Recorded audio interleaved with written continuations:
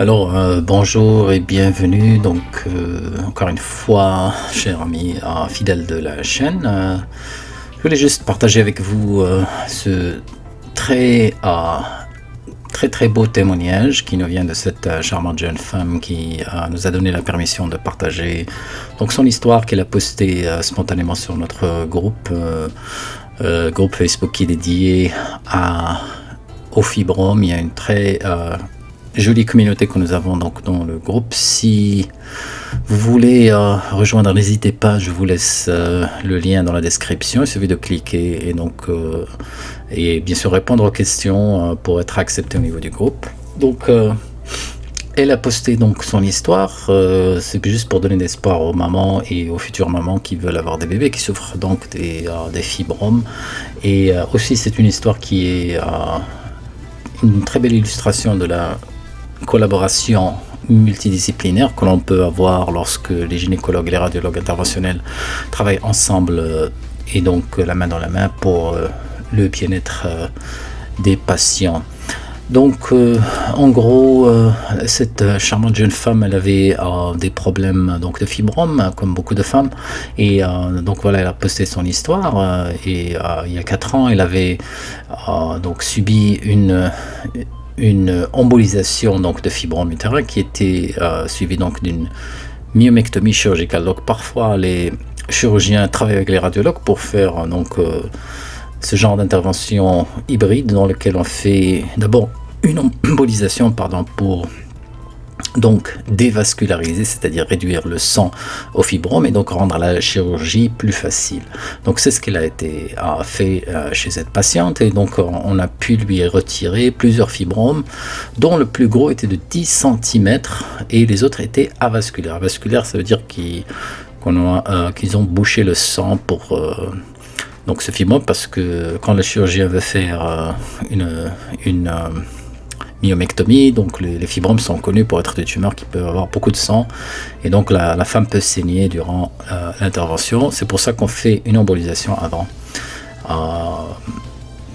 Alors le résultat de l'opération a rendu une de ces trompes perméable et de nouveau elle était fertile et donc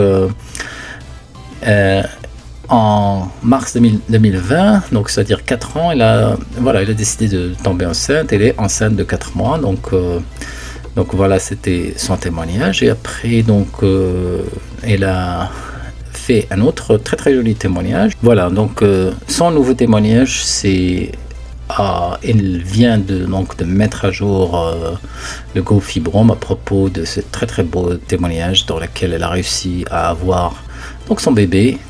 Donc on la félicite, on lui souhaite tout le bonheur et la santé et que le bon Dieu préserve donc cette petite fille qu'elle a eue. Donc voilà, après une opération en 2016 qui a fait une embolisation suivie de myomectomie, qui s'est vue retirer plusieurs fibromes, elle est tombée enceinte en fin 2019 parce que tout simplement elle n'avait pas essayé avant, il fallait qu'elle rencontre donc la personne.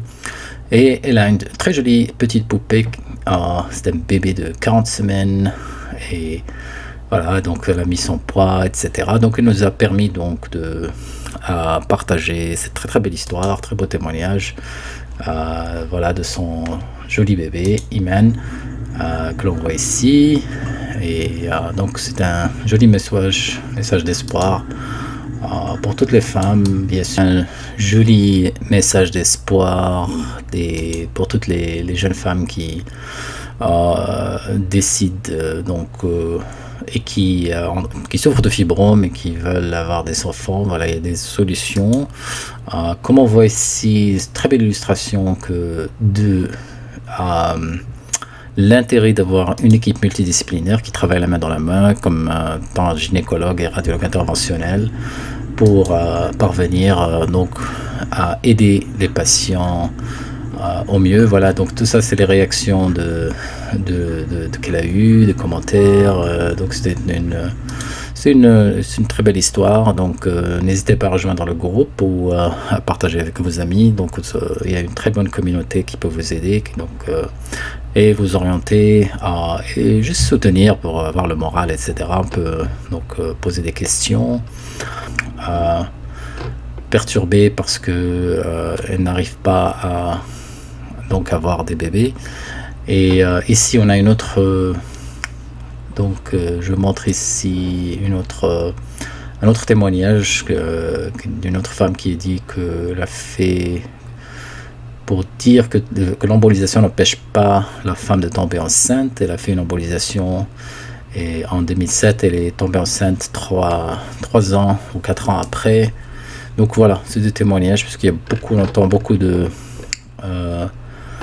de préjugés, beaucoup d'histoires sur comme quoi l'embolisation rend stérile. Non, l'embolisation ne rend pas stérile. Il y a maintenant des techniques qui sont bien faites, bien rodées, et dans le meilleur des cas, pour une femme qui a des fibromes et qui désire donc tomber enceinte, je pense que le meilleur, c'est une équipe multidisciplinaire qui est composée bien sûr du gynécologue obstétricien, du radiologue interventionnel, du spécialiste de la fertilité, etc., etc. Donc beaucoup de spécialistes. C'est la meilleure façon donc pour avoir un bon résultat. Voilà. Donc encore une fois, merci à Marie et merci pour cette très belle histoire. Et donc n'hésitez pas à laisser nous des commentaires, des suggestions.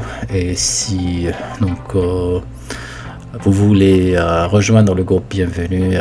Je vous laisse encore une fois les liens dans la description. Merci de votre attention et à bientôt.